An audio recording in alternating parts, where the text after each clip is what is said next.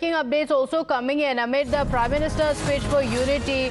Asaduddin Owaisi has now responded and has countered the BJP's remark. And here's what he says. Listen in.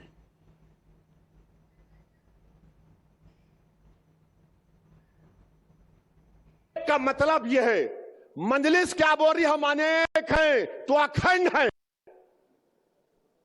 Modi एक करना चाहते हैं, RSS एक करना चाहती है और मैं मोदी को जवाब दे रहा हूं, इंसाफ है तो इंडिया सेफ है,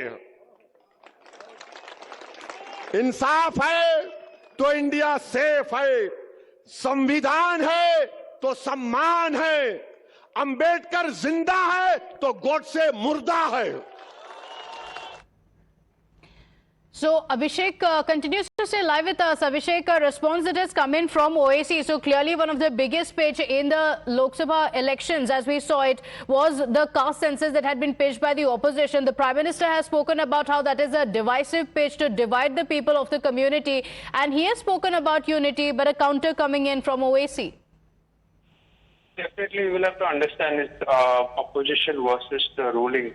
Currently, we see how Rahul Gandhi is making the poll pitch and reaching out to the people, where he's making a poll agenda that we need to save the constitution. At the same time, caste census require, we need to know how many people from different communities are there. Jitni abadi, utna haq is something that he is focusing on. And more importantly, also went on to say that we need to break the 50% barrier of the reservation cap that is there. So for that, caste census is very much required. It's what Rahul Gandhi is focusing again in this election. But at the same time, Prime Minister has negated it and he says that, there is only two castes, rich and poor, and that is how we need to bridge the gap between them.